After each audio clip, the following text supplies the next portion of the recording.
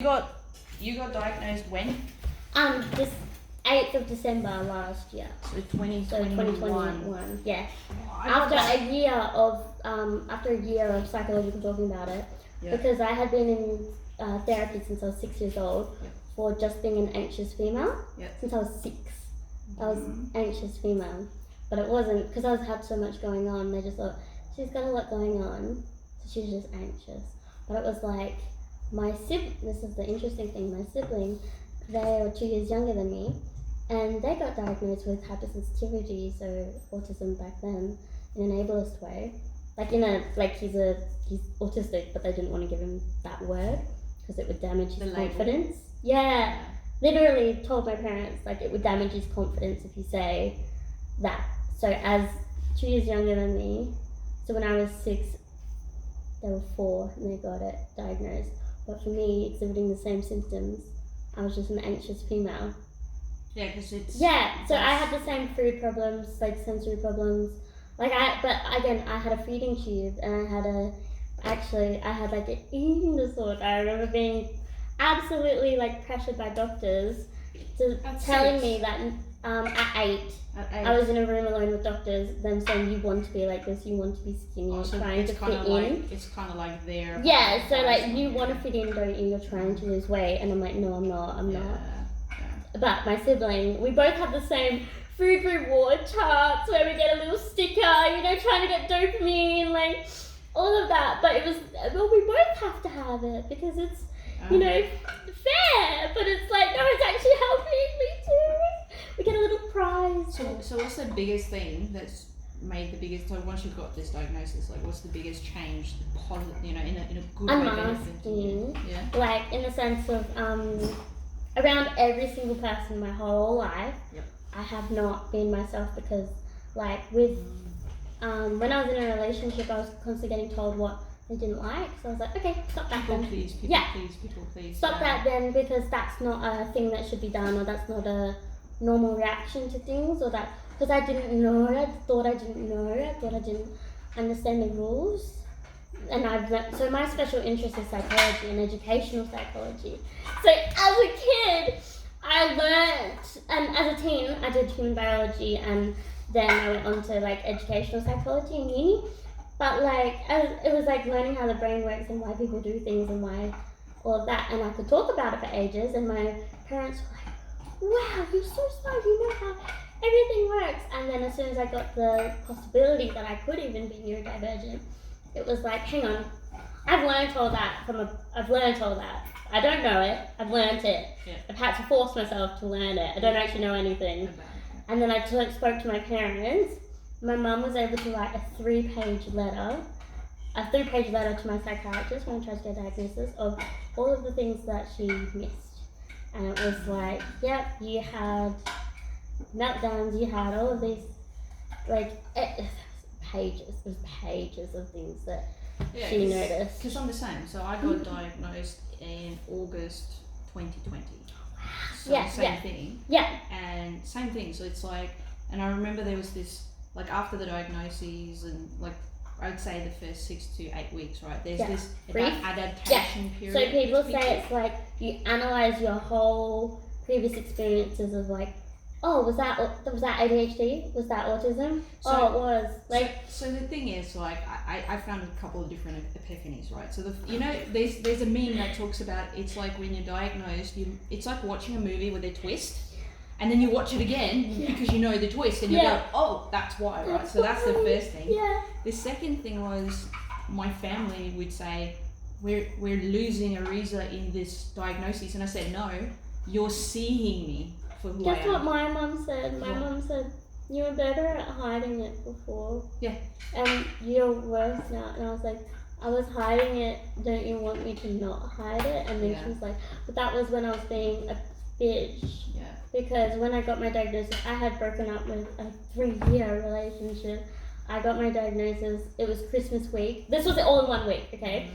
Broken up with a rabbit. My pet rabbit died. Autism, ADHD diagnosis, Christmas, COVID started here, right? All in 1 week. And I was like, I want to be alone. I don't care if I'm alone on Christmas. I'm going to be alone on Christmas, have my own day. it's a social, as I joked, I was like, I just got diagnosed with autism and Christmas is a social construct.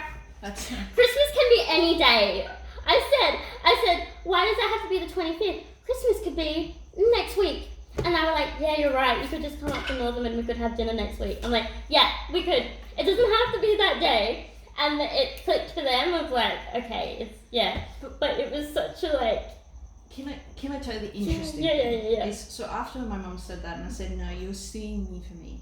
Like the more comfortable I get, the more I can express myself. Mm-hmm. And there's a quote, I can never remember who said it, and they said, if a flower doesn't bloom, don't change the flower, change the environment. Mm-hmm. Right? So if I put a cactus in Alaska, it'll die. Mm-hmm. Like it's that simple.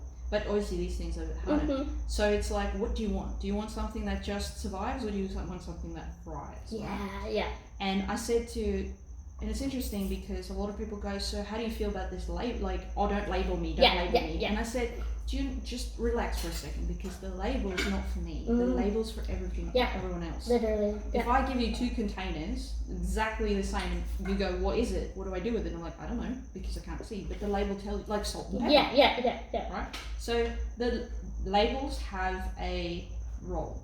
And a label, it talks about your temperament, right? Yeah. And I got this from Brene Brown. It was amazing. She talks about the difference between shaming someone and guilt.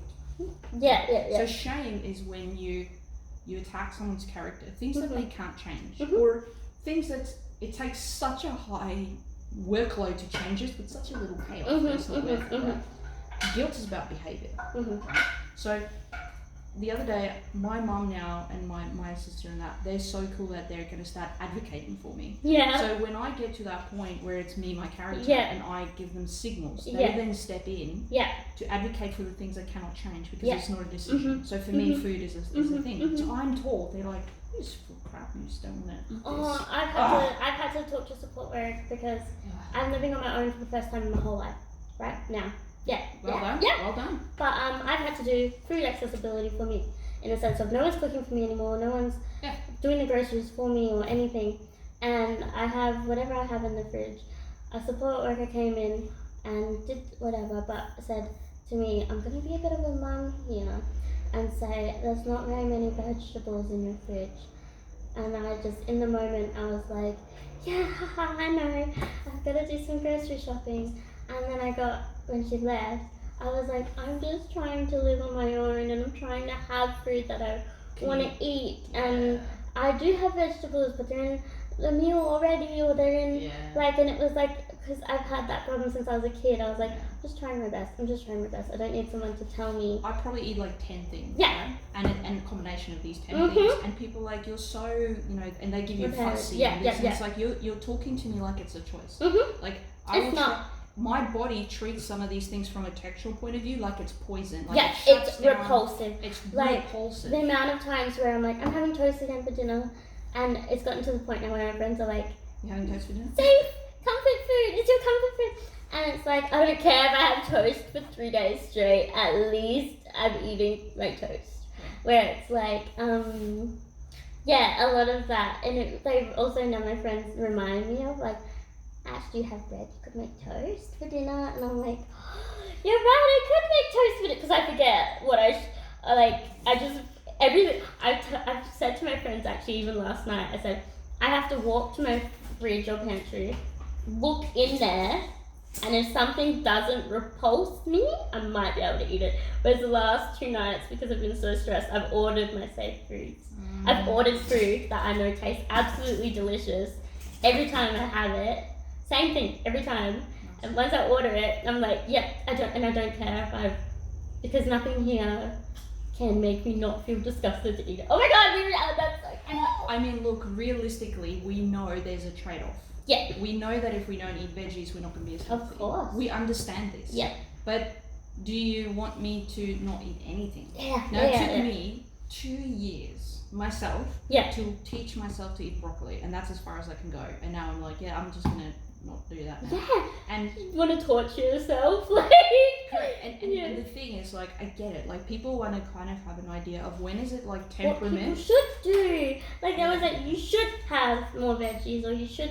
And it's like, I know I should, but I can't. Or people have done it with me physically recently, where with Larry's training, actually, where it's you have to wake up in the middle of the night, and I'm like, I would rather sleep for a longer period, like sleep for the maximum amount of time, take him out, and then, like, you know, and there was an accident and my support worker had to clean it up, and she just said, you should just try, and I was like, well, this is where I go, if I could just I'm an try, adult, if if I could just try, I would, trust me. I feel terrible, but I would. I've said to some people, I'm like, look, it's no skin off your nose, right? And if I don't agree with you, let's agree to disagree. Like, we have some respect for me. Yeah. But something I've taught a couple of people, like, I want you. So if I can take the analogy of color blindness, right?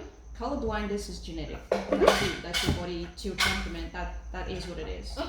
But behavior is different, right? I can choose. It's ignorant. Okay. If I'm colorblind and you show me a picture of a traffic light, so that's context, right? My whole life I've heard red, yellow, green. But let's say I can't see yellow. Okay. So when I look at that, I can figure out quickly, like, well, if that one's red and that one's green, obviously process of elimination. That one was yellow. Social situations for me is like shoving me into a room I've never been in and then tell me to tell you what is yellow. And here's the thing. No matter if I accidentally get it right and you reward me because you want more of that, or if I get it wrong and you punish me because you want it, it's not going to change. And that's autism. That's what my god! So I've said to people that's not, and every autism is different. Just like color blindness. Color blindness doesn't mean you don't see any color. It can be the one color you can see. And I'm like, so when things are happening and I go, this is my personality, this is my temperament. The personality versus that's the label. Oh my god, wait, that makes so much sense. That's a label, right? So a cactus is a cactus. Like, you know, that's it. It's not going to be a rose. And a rose is a rose and a lily is a lily, right? So, and I'm fine with that label. But what I do understand is, like, when we start making decisions that we actually can learn to change. Yeah, sure then. But as a professional, I've learned not to give unsolicited advice. That will always get you in trouble. And you're not asking for unsolicited advice. You're asking them to help you with something. You say, do this. And if they offer unsolicited advice, you kind of really go like... I get internal rage a little bit where I'm like... you mask, so they probably don't know. So it's happened when other people have tried to suggest what to do with her. Because you know that this is one of, like, hyper focus at the moment is I'm doing like canine training certificate, right? Yes. And so I know things. I don't know as much as you, but I know some things about. I know things dogs, I don't know. But about, like, you know, I'm learning about dog psychology and all of that because it's what interests me. But then I have a random support worker come in that has dogs and goes, we should play this game where, like, you, and explains it to me, and the whole time I'm there like, no. Have you ever told the person, like, you're here as my support worker, not it's my so dog? hard. Yeah, it is. Because no, but they're actually a pet orientated support worker. So, like, she's a pet taxi. Maybe she's not today. Yeah. So but I couldn't because I was already at the point where I want to go to leave. So I was like, do you have like a system? So I got taught this, right? You know the red cat, yellow cat system. Yeah. So I need to figure this stuff out because, again, I haven't. So I don't have it on me, but I actually, so instead of my mum asking me how are you, she asks me what colour I am, right? So and I'll show you the photo because this will help you as well. I mean, it's helping me, so I'm like, yeah, that's great. I actually made my own, so it's relevant to me because they actually do use this in autism. So,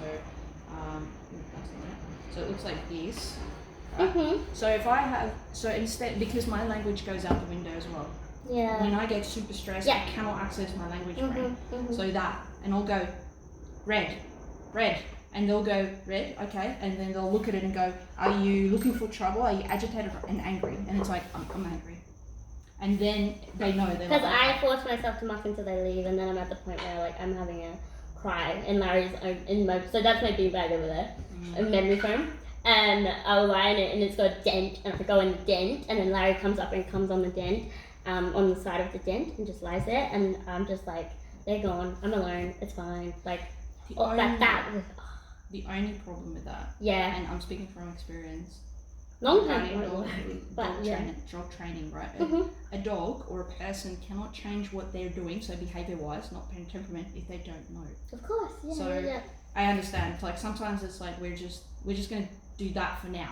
It's like we're just gonna like do this. Because I haven't figured out those things yet, you know. Do you want me to send you Yes, that? please. I'm working with my psychologist on it because recently I've been burnt out from uni, and it's like I'm over it. I'm done. I've been doing it for 5 years. Like I'm no more dopamine anymore, you know. Like I'm in my final 2 things. Doing the assignments and learning the same things over and over again isn't bringing me any joy anymore because I've got enough academic achievement that I'm like, yeah, I know what I'm doing. I want to get it done. So it's not giving me that, yeah, I did it feeling. Yeah.